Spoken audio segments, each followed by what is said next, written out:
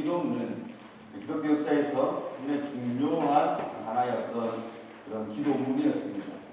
그래서 우리 초대교회 때 어떤 사람을 세례를 줄 때 초대교회 때는 항상 십계명과 그리고 사도신경 그리고 이 주기도문을 암송을 하고 그 의미를 가르쳐서 그 사람들이 이 세 가지 십계명, 사도신경, 주기도문의 의미를 바로 알고 고백할 때에 그 사람을 교회 회원으로 가입을 시켜줬습니다. 그런 전통이 종교개혁 시대에도 회복이 돼서 루트나 칼빈이나 이 사람들이 자기의 교리문답을 작성해가지고 신앙이 약한 사람이나 신앙이 이렇게 주일 학생들을 가르칠 때에 꼭 자기 교리문답에도 십계명과 사도신경과 그리고 주기도문을 항상 넣었습니다. 이 세 가지가 왜 중요하냐면 사도신경은 우리가 뭘 믿어야 될 것인가, 믿음의 내용을 가르쳐주는 것이고 십계명은 어떻게 살 것인가, 기독교인의 삶의 윤리를 가르쳐주는 것이고 주기도문은 왜 이랬습니까? 단순하게 기도를 우리가 많이 해야 되는데 기도를 예수님이 가르쳐준 게 있으니까 이걸로 하자 라는 정도의 수준은 아니었습니다. 그러면 왜 우리 초대교회 어떤 신앙의 선배들이나 종교개혁자들은 십계명과 그리고 사도신경과 함께 이 주기도문을 그렇게 중요하게 여겼는가라는 것을 우리가 한번 생각해 봐야 됩니다. 그 이유가 오늘 본문에 잘 나타나고 있습니다. 우리 본문을 읽어보진 않았지만 누가복음 잘 아시죠? 11장 1절로 5절의 본문인데 예수님이 마태복음 6장과 누가복음에서 주기도문을 가르쳐주시는데요. 특별히 예수님이 주기도문을 가르쳐주시는 배경이 나타나는 게 누가복음 11장입니다. 그래서 우리 이 배경을 공부함을 통해서 왜 주기도문이 이렇게 중요한지를 알 수가 있거든요. 11장 1절을 한번 여러분 보시면 예수님에게 어떤 제자가 와가지고 예수님, 사도 요한, 세례 요한도 자기 제자들에게 가르쳐준 기도가 있습니다. 그러면 예수님을 따르는 우리에게는 예수님이 가르쳐주실 기도가 없습니까? 라고 물어봤던 거예요. 이게 무슨 의미냐면 여러분, 예수님 당시에는 여러 종파들이 있었어요. 에세네파, 아리세파, 쿰남파, 그리고 세례 요한파. 그러니까 지금 예수님의 제자는 각각의 종파들마다 그 종파의 지도자가 있잖아요. 그럼 그 지도자가 자기 제자들에게 가르쳐준 기도문이 있는데 예수님을 따르는 예수파, 뭐지도? 예수파인 우리에게는 가르쳐준 기도가 없습니까? 라는 거죠. 근데 사실 여러분, 이 예수님을 따르는 예수파였던 유대인들에게는 그들의 기도문이 있었습니다. 매주 회당에서 드리는 데필라라고 하는 하루에 3번씩 하는 이슬람 조처럼 하는 그런 기도문이 이미 있고요. 그리고 카도시라고 하는 18개의 기도 제목이 있는 그런 기도문이 이미 있었습니다. 그러니까 원래 유대민족은 기도를 잘하는 사람들입니다. 기도문이 있는 민족입니다. 그럼에도 불구하고 이 사람들이 그런 공통적인 우리 민족이 하는 기도 말고요. 지금 회당에서 하는 기도 말고요. 당신을 따르는 우리, 예수파인 우리가 할 기도 제목은 없습니까? 라고 물어본 게 누가복음 11장입니다. 그 중요한 거죠. 다른 어떤 게 아니고 예수님을 따르는 자들이 보여줄 게 뭔가를 보여주는 거니까 상당히 중요한 겁니다. 이건 이런 겁니다, 여러분. 우리가 대학교의 기독교 동아리마다 강령들이 있잖아요. 핵심 사명문이 있습니다. 소위 우리가 비전문이라고 하는 건데, 뭐 CCC면 CCC, 내비게이터면 내비게이터, IBF면 IBF. 우리 SFC는 우리가 매주마다 하고 있는 우리 멋진 박윤수 목사님이 만들어준 SFC 강령이 있습니다. 정말로 우리 가슴을 뛰게 만든 강령입니다. 마찬가지로 기독교인의 강령이라고 했을 때 그게 뭐가 되어야 되는가? 바로 주기도문이 되는 거죠. 그래서 국내에 어떤 한 목사님이 이런 말을 했습니다. 한 성도가, 한 그리스도인이 가장 높은 수준의 영적인 상태에 다다를 때 할 수 있는 기도가 바로 주기도문적인 기도라고 했습니다. 그러니까 주기도문을 그냥 암송 따라 앵무새처럼 하는 게 아니고 주기도문을 하나의 모델하고 쓰거든요. 이거 우리가 그냥 암송을 하고 쓰는 게 아니고 주기도문의 기도의 내용을 알아서 우리의 기도 가운데 주기도문적인 기도가 되도록 하나님 예수님이 가르치시기 때문에 내 입술에서 주기도문적인 기도가 나온다면 우리의 영적인 상태가 최상의 상태다라고 이 목사님이 말씀을 하신 거죠. 그러니까 여러분 주기도문이 이렇게 중요합니다. 우리 신앙의 선배들이 교리문답에 이렇게 넣어가지고 가르치는 이유가 바로 거기 있습니다. 우리 대오리문답에도 우리 강령에 있는 웨스트민스터 신앙학에서 표준문서의 대오리문답에도 주기도문이 기록되어 있습니다. 근데 오늘 우리가 새벽에 잠깐 살펴볼 것은 주기도문 가운데 하나님의 나라가 임하옵시며 라는 구절입니다. 하나님의 나라가 임하옵시며. 사실 여기 첨언형으로 되어 있거든요. 하나님의 나라가 임하게 해주세요 라고 되어 있습니다. 여기는 하나님의 나라라는 말은 없지만 헬라 원문에는 수라는 인칭 주어가 있습니다. 당신의 나라가 임하게 해주세요 라는 말입니다. 원래 헬라는 여러분 동사에 인칭이 들어가 있어요. 동사를 복수로 쓰느냐 단수로 쓰느냐에 따라서 주어를 생각해야 됩니다. 그게 헬라 문법입니다. 근데 주어를 강조할 때에 헬라는 인칭 대명사를 굳이 넣어줍니다. 그러니까 원래 나라가 임하게 해주세요 라는 이 첨언에 동사에 인칭이 들어가 있기 때문에 주어 안 넣어도 돼요. 수라는 인칭 주어 안 넣어도 됩니다. 근데 예수님이 굳이 이걸 넣었어요. 헬라 원문에 보니까 무슨 말입니까? 하나님 다른 나라 말고요. 이 땅에 어떤 눈에 보이는 가시적인 나라 말고요. 어떤 정부가 이 땅의 어떤 현세적인 나라 말고요. 세속의 왕국 말고요. 하나님 당신의 나라 오게 해주세요 라는 것을 기도하라고 말씀하신 거예요. 오늘 이 말씀을 우리 SF 분들과 함께 나누기를 원합니다. 왜 다른 것도 아니고 예수님이 SFC 우리 기독교인들에게 너 이렇게 기도해야 되는 게 가장 그리스도인다운 거라고 말씀하실 때 하나님 나라를 구하라고 했을까요? 하나님 나라가 중요하기 때문에 그렇습니다. 하나님 나라의 중요성을 어떻게 알 수 있습니까? 예수님이 공생을 시작하실 때 처음 했던 말이 뭔지 아십니까 여러분? 회개하라. 천국이 가까워라. 마태복음에서. 그리고 이 천국이란 말은 다른 공간복음에는 누가복음, 요한복음 이런 복음에는 하나님 나라라고 했어요. 근데 마태만 굳이 천국이라고 했을 때는 마태복음은 유대인들을 대상으로 쓴 거기 때문에 유대인들은 하나님의 이름을 함부로 못 부르는 민족입니다. 그래서 성경에서 유대인들이 하나님의 이름을 필사할 때도 원래 쓰던 붓을 꺾어가지고 새 붓을 가지고 있어요. 왜? 하나님 10계명의 3계명 가운데 여호와 이름을 망령되이 표치 말했기 때문에 목욕도 다시 하고 붓도 꺾어가지고 필사를 이렇게 했단 말입니다. 아버지라는 이름을 함부로 못 불렀어요. 근데 예수님이 와가지고 하나님의 아버지라고 하니까 그 사람들이 돌로 쳐 죽이려고 했잖아요. 그래서 유대인들은 하나님의 나라를 하늘나라라고 불렀어요. 그게 천국입니다. 그러니까 마태복음에 천국이 오게 해주세요라는 이 말이고 아버지 나라 오게 해주세요 그 말과 똑같은 겁니다. 그게 예수님의 첫 번째 선언이었어요. 그만큼 중요한 겁니다. 그리고 우리가 사도행전을 보면 혹시 사도행전 한번 뜯을 수 있습니까? 사도행전 1장과 마지막 28장에 보면 어제 제가 말씀드렸죠. 인클루지브 구조라고. 그럼 바로 처음과 마지막에 똑같은 걸 넣어놓고 중간에는 핵심을 넣는 겁니다. 사도행전 1장과 마지막 장에 보니까 예수님이 부활하시고 처음 하신 게 40일 동안 살아계시면서 하나님 나라를 가르쳤대요.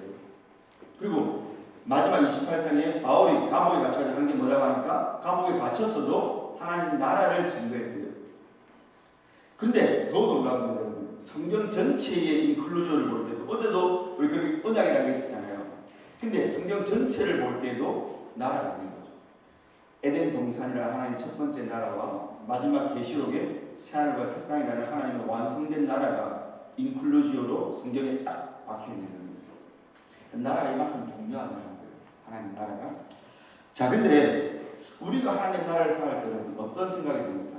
우리 보통 많은 한국의 그리스도인들은 내가 죽으면 가는 나라, 유토피아적인 나라. 그러니까 내가 빨리 이 땅에 좀 우리가 힘들 때 빨리 가고 싶다. 그런 나라잖아요. 근데 성경에 보니까 누가복음 17장 20절에 보니까 바리새인들이 예수님께 물어봅니다. 예수님, 하나님 나라가 언제 옵니까? 라고 물어보는 거죠. 원래 이런 바리새인들은 예수님에게 질문할 때 많이 부진함을 들었어요. 야, 너희들이 아직 그것도 모르냐? 아니면 너희들은 지금 어떤 것의 본질을 잘 몰라? 그러니까 지금 그런 질문을 하고 있느라고 물어봤는데 예수님이 이 질문에 대해서는 부진함을 하지 않으셨어요. 답을 해주셨어요. 그 무슨 말입니까? 하나님 나라가 오는 나라라는 게 맞는 거예요. 예수님에게 언제 옵니까? 라고 물어봤으니까. 근데 예수님이 거기에 대해서 부정을 안 했으니까 오는 나라라는 거죠. 어떻게 해서 하나님 나라가 오는 나라가 되는 겁니까? 중요한 겁니다. 이건 유대인들에게 하나님 나라는 두 가지 개념이 있었어요. 이 땅에 지금 현세의 나라와 침투해 오는. 그래서 성경에 보면 이 세대와 다음 세대라는 말을 성경에 있습니다. 지금 이 세대, this age와 coming age. 그게 바로 오는 세대가 하나님 나라의 개념이었던 유대인들에게 구약 때부터요. 어떻게 하나님 나라가 올 수 있습니까? 그걸 알기 위해서는 하나님 나라의 요소를 아는 게 중요합니다. 여러분, 지금 현세에서 우리가 하나님 나라라는 어떤 개념을 생각할 때 우리가 국민이 있어야 되고 영토가 있어야 되고 주권이 있어야 됩니다. 이 세 가지가 나라의 3요소입니다. 이런 아마 사회생활 다 배우죠. 근데 여기 국민과 영토와 주권 가운데 나라의 요소 가운데 제일 중요한 게 뭘까요? 뭘까요? 그렇죠. 주권입니다. 영토가 있고 국민이 있어도 우리가 일제 식민지 시대에 주권을 빼앗기면 나라를 잃었다라고 말을 하는 거예요. 그러니까 세 요소 가운데 주권이 제일 중요합니다. 근데 여러분, 그 주권이 나라의 요소에 제일 중요한 주권이 누구에게 있느냐에 따라서 나라가 달라지는 거예요. 국민 전체에게 있으면 민주주의 국가가 되는 겁니다. 일부 귀족에게 있으면 귀족 국가가 되는 겁니다. 근데 왕에게 나라의 주권이 있으면 왕정 국가가 되는 겁니다. 자, 성경은 제가 선물은 없지만 성경은 이 주권이 누구에게 있는 나라일까요? 하나님의 나라는 누구에게 있는 나라일까요? 주권이 당연히 하나님에게겠죠. 그래서 구약에서 말쿠트라는 나라라는 개념도 말렉이라는, 오늘 우리가 기도 때 배우겠지만 말렉이라는 왕에서 나온 게 말쿠트, 그게 히브리어의 나라입니다. 그리고 신약의 나라 바실레아도 바실유스라는 왕의 개념에서 나온 거예요. 영어에 여러분 킹덤도 보세요. 왕국은 왕의 나라, 킹덤인 거예요. 그러니까 우리가 하나님의 나라를 오해하면 안 돼요. 우리 백성들이 어떤 걸 도모해가지고 하나님께 왕에게 가가지고 민주주의 국가처럼 이거 합시다 저거 합시다 다수결로 합시다 그런 나라는 아니고 왕 그분에게 입법권과 사법권과 행정권 정권이 있는 왕의 나라입니다. 그분 마음대로 하는 나라예요. 그래서 성경에 보면 우리가 하나님이 어떤 걸 하실 때 당신의 기뻐하시고 원하시고 당신의 뜻대로 뭘 한다 할 때 왕국에서 왕의 통치가 임하는 걸 나타낼 때 바로 그런 말을 쓰는 거예요. 좀 성경을 잘 보시면 하나님의 뜻대로 예정하시고 기쁘신 뜻대로 예정하시고 당신의 뜻대로 작정하시고 그게 하나님의 왕이라는 뜻이에요. 하나님의 나라는 하나님이 자기 백성의 생사 여탈권을 가지고 하나님이 다스리시고 통치하시는 나라입니다. 그래서 왕국은 왕이 어떻게 하냐에 따라서 왕이 전쟁을 이기냐 지느냐에 따라서 왕이 어떤 왕에 따라서 그 나라의 흥망성쇠가 달립니다. 하나님 나라니까 하나님이 질 수 없는 분이니까 하나님은 전제하고 전능하신 분이니까 하나님 나라는 대단한 나라, 영원한 나라가 되는 거예요. 근데 우리가 이 개념을 잘 가지고 가면 여러분 창세기를 봅시다. 최초의 에덴 동산에도 하나님 나라가 섰죠. 그래서 하나님이 인간에게 창세기 1장 28절에 명령을 내릴 때 뭐라 합니까? 생육하고 번성하고 정복해서 하나님 나라를 확장시켜 나가는 명령을 줍니다. 이때 잘 보세요. 생육하고 번성하는 게 뭐예요? 백성들을 계속해서 늘려나가는 거죠. 정복하고 다스리라는 게 뭐예요? 통치하고 그 영토를 넓혀 나가라는 거죠. 그리고 고대 근동지방에서 고대 근동의 왕이 자기가 다스리는 나라가 너무 넓을 때 다 못 가니까 했던 게 뭐냐면 동상을 세우는 거였습니다. 왕의 형상을 그 부족 국가에 세워가지고 이 동상 보면서 왕인 나를 잘 살펴봐. 왕인 나를 생각해라고 했던 겁니다. 근데 하나님 인간을 어떻게 만드셨어요? 하나님의 형상으로 만들었죠. 하나님은 위에 계시고 대리자, 대신 통치자를 세워가지고 하나님 당신 나라를 다스리게 합니다. 그럼 잘 보세요. 에덴 동산에도 영토가 있고 백성이 확장될 거고 그리고 하나님이 당신의 고난을 인간에게 줘가지고 구왕, 두 번째 왕, 복음받는 왕을 삼아가지고 하나님의 형상을 만드시고 다스리겠단 말입니다. 창세기도 하나님 나라가 있는 거예요. 그러면 창세기에 하나님 나라도 제일 중요한 건 주권입니다. 그 주권이 어떻게 나타나요? 너희 마음대로 다 해도 되는데 선악과 먹지 말라. 누가 진짜 왕 아니야? 너는 나의 형상으로 지음받은 구왕, 두 번째 왕, 복음왕이지. 하늘에 진짜 왕이 있다. 이거 선악과 사건, 선악과 명령을 지키냐 안 지킨다라 너희들은 왕의 지위가 유지되느냐 아니면 박탈되느냐. 먹지 마. 근데 어떻게 됐습니까? 인간이 스스로 왕이 되고자 선악과를 먹었죠.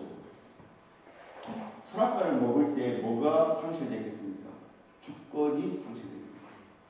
하나님의 나라는 하나님의 주권이 통치를 해야 되는데 인간 스스로가 왕이 되고자 선악과를 먹어버림으로 하나님의 주권을 그들이 폐시킨 거예요. 하나님 당신이 왕하지 마세요. 제가 이제 왕할 거예요. 그게 선악과 사건입니다. 그냥 과실랑 하나 먹은 게 아니에요. 우리가 이것을 누가복음의 탕자 비유로 한다면 아버지를 찔러 죽이고 돈 받아서 챙겨서 나간 거예요. 이스라엘 사회에서 아버지가 안 죽었는데 유산을 달라는 건 여러분 아버지를 죽이는 거예요. 그래서 우리가 율법에 보면 그런 자를 돌로 쳐 죽이라고 했어요. 그게 두 번째 탕자가 했던 죄악이 살인을 한 거예요. 똑같은 일을 아담과 하와가 한 거예요. 하나님을 찔러서 반역을 삼고 하나님을 죽여버린 거예요. 하나님 왕하지 마세요. 당신 왕 아니야. 내가 왕할 거야. 내 삶의 왕은 나야. 내 뜻대로 살 거야. 당신의 율법, 선악과 명령 필요 없어. 율법과 명령은 내가 나 자신에게 할 수 있고 나만 가능한 거야. 심각한 죄입니다. 선악과 사건. 그게 바로 선악과 사건입니다. 큰일 난 거죠. 하나님 계획, 하나님의 창세의 영원한 계획 가운데 하나님의 나라를 완성하려고 창세기의 나라를 계시록의 살과 성탄을 완성하려고 나라를 세우셨는데 반역이 일어납니다. 어떻게 됩니까? 하나님은 그게 놀랄 뿐은 아니죠. 이미 알고 계셨고 하나님의 계획을 세워놓으셨습니다. 그게 역사 가운데 예표로 모형으로 보여주는 게 이스라엘 신정국가예요. 하나님이 실패한 나라를 회복시켜 나갈 때 잠시 잠깐 우리에게 예표로 그림자로 보여주는 게 이스라엘 국가란 말입니다. 가나안 땅에 들어가서 이스라엘 민족을 택하시고 하나님이 율법을 주심으로 당신의 주권을 다시 회복시킨다. 근데 그건 그림자이기 때문에 한계가 있고 일시적인 거예요. 그래서 가나안 땅에 들어갔는데 히브리서는 뭐라고 합니까? 야 그거 진짜 땅 아니야 라고 말합니다. 이스라엘 백성이 있는데 로마서는 뭐라고 말합니까? 그 백성은 아니야. 영적인 백성이 있어. 영적인 아브라함의 자손이 있으라고 말합니다. 그리고 왕은 이스라엘 열왕들이 아니고 다윗이 아무리 잘했다고 해도 그 사람은 마지막에 실패한 왕입니다. 진짜 다윗 왕이 오셔야 되는 거죠. 그게 다니엘 7장 말씀에 인자 같은 이가 와서 하나님께 왕권을 받아서 근데 그가 다스리는 나라는 영원히 쇠하지 않고 흔들리지 않더라라는 게 다니엘서 말씀입니다. 그러니까 우리는 구약을 보면서 구약의 이스라엘 백성과 구약의 가나안 땅과 구약의 열왕들을 보면서 진짜 하나님 나라를 보는 게 성경을 제대로 보는 거예요. 왜? 하나님 그거 보여주려고 이 땅에서 이스라엘 신국가를 세웠기 때문에 그런 겁니다. 자, 그럼 여러분 예수님이 이 땅에 오셔서 천국을 오게 해주세요. 이 말에서 우리가 좀 이해를 해야 됩니다. 하나님 나라가 오게 해주세요. 이 말은 우리가 상실했던 것 뭡니까? 하나님 주권이 임하게 해주세요. 하나님 백성도 있고 하나님 나라 영토도 있습니다. 그걸 뭐예요? 우리 마음이라고 주신 말씀입니다. 하나님 당신의 백성의 마음의 좌소를 당신의 영토로 삼으시고 거기에 거하고 싶다는 거예요. 근데 우리가 주님 안에 우리가 주님 우리 안에 거할 때 여러분 주님을 우리가 모실 때 우리가 주님을 왕으로 모시는 정도가 다 달라요. 어떤 사람은 이만큼, 어떤 사람은 이만큼, 어떤 사람은 이만큼, 어떤 사람은 더 크게. 그게 뭡니까? 하나님의 주권이 나에게 임할 정도입니다. 그러면 우리가 하나님 나라가 오게 해주세요라는 이 말은 뭡니까? 하나님 나의 주권과 나의 가치 판단의 체계와 나의 자아와 나의 기준을 다 내려놓고 당신이 나를 온전히 통치해 주세요라는 기도가 되는 것입니다. 하나님의 백성, 하나님의 왕으로 모신 자들의 가장 간절한 기도, 바로 이 기도가 되어야 된다는 거죠. 나를 죽여달라는 기도. 내가 스스로 왕이 되어서 내 삶을 내 마음대로 꾸려나가려고 하는 이 나의 왕됨을 하나님 파괴하시고 무너뜨리시고 진짜 왕이신 당신이 내 마음속에 임재하셔서 나를 당신의 뜻대로 만들어 가세요. 내가 주님 것입니다. 그리고 그게 성경에서 다른 말로 표현할 때는 나를 하나님 예수님의 형상으로도 만들어주세요. 그래서 사도 바울이 성경 말씀에서 너희 안에 예수님의 형상이 이루어질 때까지 내가 해산의 고통을 한다라고 했습니다. 사도 바울이 왜 그렇게 죽을 고생을 했습니까? 신자 안에 예수님의 형상이 더 이루어지게 하기 위해서. 그 말은 뭐 내 안에 예수님의 주권이 더 확장되어 가기 위해서 사도 바울이 죽을 고생을 하고 있다라는 거죠. 그러면 예수님이 내 마음의 왕이 되면 당연히 내가 말하는 것이나 생각하는 것이나 행동하는 것이 예수님화 되겠죠. 물론 그분이 나를 지배하시니까 말입니다. 근데 이게 쉽지는 않은 거예요. 제가 자주 쓰는 말이 있습니다. 예수님이 내 마음속에 자정하셔서 내 뜻과 나의 기준과 나의 가치체계를 파괴하시고 당신의 뜻을 이루어 가실 때 우리가 느끼는 아픔은 그 고통은 마취를 하지 않고 수술하는 것과 똑같다는 말을 제가 제 청년들에게 자주 합니다. 아파요. 내가 버젓이 살아있는데, 나의 이성이 여전히 살아있는데, 나의 감각기관이 살아있는데, 내가 하고 싶은 게 있는데, 여러분, 내가 얻고 싶은 게 있는데, 선악과, 내가 원하는 학업과 대학과 비전과 이성이라는 그 선악과가 먹음직하고 보암직하고 내게 너무 좋아 보이는데, 그 예수님이 내 안에서 그 하나님 기뻐하는 아니니까 하지 말라고 할 때, 여러분, 결국 쉽지 않습니다. 저는 쉽다고 하는 사람이 이상하다고 생각해요. 내가 살아있는데, 여러분, 예수님이 그걸 잘라내고 쪼개고 파괴할 때 얼마나 아픈지 모릅니다. 죽는 것 같은 고통이에요. 그게 자기를 근데 부인하는 거예요. 부인하는 거예요. 근데 그게 아프지만 하나님 우리에게 아픔을 견딜 수 있게 하는 게 있습니다. 그 아픔을 통과한 뒤에 우리가 얻을 예수 그리스도 그분이라는 것을, 그분을 우리에게 더 아름답고 영광스럽고 더 사랑스럽게 보여주십니다. 그럼 사람은 내가 뭔가를 버려야 될 때 내가 그것보다 더 좋은 것을 생각하지 않으면 결단코 기쁨으로 못 버립니다. 하나님이 우리에게 우리의 자아를 버리고 하나님의 통치를 기쁘시게 하는 방법은 우리가 진짜 얻어야 될 그 예수님의 통치를 아름답게 만들어주세요. 얻고 싶어요. 그래서 마태복음 13장에서 천국의 비유를 보면 그 밭에 보화를 사는 자가 기뻐서 돌아가서 자기의 전부를 팔아서 밭을 사는 거예요. 이해됩니까? 자기의 전부를 팔아서 천국을 산대요. 왜요? 내가 내 것 버리는 것 좀 아깝긴 하지만 기회비용이긴 하지만 내가 이걸 얻었을 때 얻는 기쁨과 영광이 더 커야 되겠다. 오늘 여러분들이 하나님 나라가 임하기 위해서 기도를 우리가 감사함을 할 수 있기 위해서는 예수님 그분이 우리에게 존귀하고 사랑스럽고 영광스럽고 위엄찬 분으로 우리가 인식이 돼야 합니다. 그분이 나를 지배하시고 다스려주는 게 정말로 감사한 거예요. 그래서 우리가 내가 죽는 아픔과 고통이 있어도 우리가 이겨낼 수 있습니다. 우리 이사야서 9장 6절 말씀 한번 들으실래요? 6절과 7절 말씀 그럼 반복 결정하면 읽어봅시다. 자, 시작. 나옵니까? 이사야 9장 6절 7절 말씀 네, 나왔어요? 네, 시작. 너희는 아름다운 우리에게 갖고 하나님을 우리에게 주마하였는데 그 어깨에는 검색이 없고 그의 이름은 기미다라 오사라 전하신 하나님이라 영존하시는 아버지라 평강의 왕이라 하십니다. 그 정사와 평강의 감이 무궁하며 또 다윗의 왕자와 그의 나라에 군림하여 그 나라를 굳게 세우고 지금 이후로 영원히 정의와 공의로 그것을 보존하실 것이라. 만군의 여호와의 신비를 이루리라.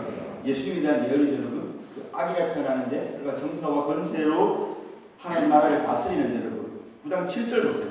정사와 평강의 거함이 무궁하며 제가 그것을 표준 세번역으로 다시 실어놨습니다. 무슨 말입니까? 그의 왕권은 점점 더 커지고 그 나라의 평화도 끝이 없을 것이다. 저는 이것을 정말로 기도합니다. 주님이 저를 더 다스리시는 당신의 왕권이 커져갈 때 주님 내 안에 당신의 평화 그 샬롬도 커져가는 것입니다. 왜냐하면 그거 없으면 못 버티기 때문에 그래요.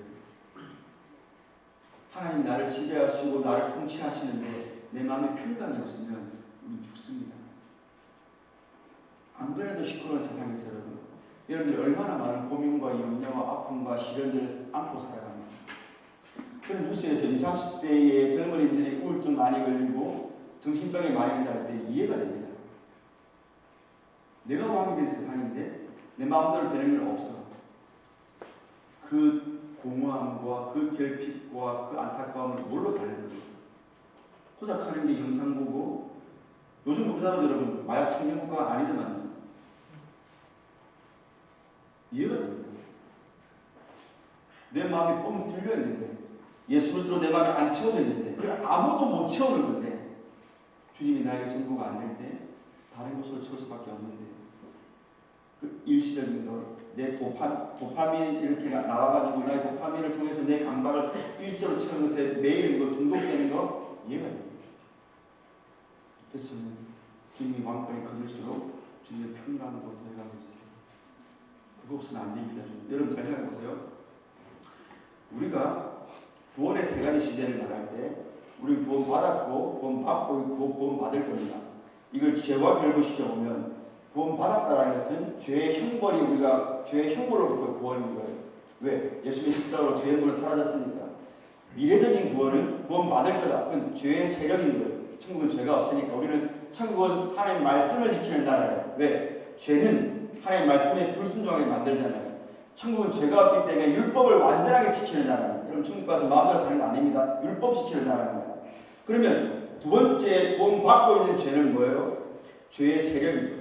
첫 번째는 죄의 형벌이었고 마지막 미래적인 구원은 죄의 존재였고 두 번째는 죄의 세력입니다. 그 말은 아직 우리는 죄의 세력이 남아있다는 거예요. 근데 여러분 죄의 세력이 뭡니까? 저는 그게 지옥의 세력이라고 생각해요. 지옥의 특징이 뭐예요, 여러분? 극단적인 이기주의와 하나님의 왕대심을 부인하면서 자기 마음대로 자기의 삶을 꾸려나가려고 하는 거예요. 근데 그게 안 되니까 끝없는 공허와 끝없는 결핍과 끝없는 두려움과 끝없는 욕구 가운데서 고통받는 겁니다. 여러분 혹시 그거 아시죠? 내가 진짜 하고 싶은 게 있는데 그게 안 될 때 우리 인생이 얼마나 힘든지. 지옥은 그게 단 하나도 만족시키지 않는 곳이에요. 이 땅도 지옥 맞는데 여러분 아직까지는 하나님의 일반은총이 있어서 되는 게 있어요. 일반은총 가운데 내가 먹고 싶은 걸 먹고 하고 싶은 걸 하고 할 수 있는 일반은총이 있지만 지옥은 일반은총이 아예 없어진 곳이에요. 끝없는 결핍과 공허입니다. 그 말은 뭐예요?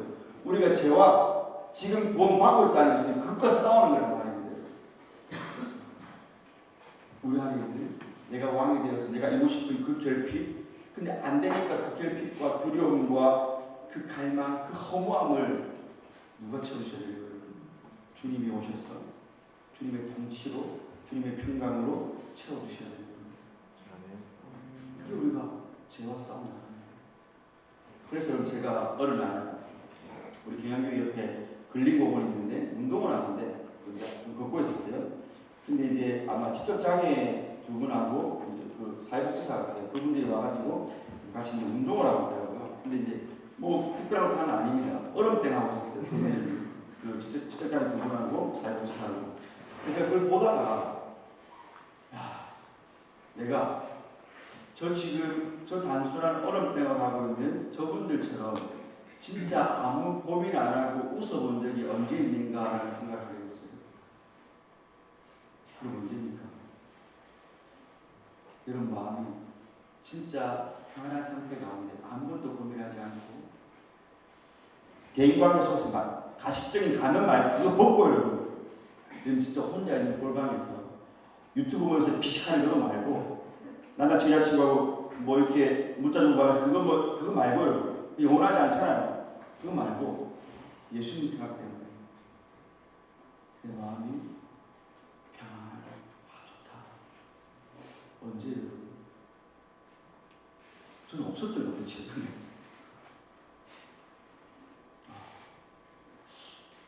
정말 근데 그거 얻고 싶다. 어떻게 하면 우리가 그렇게 할 수 있을까요?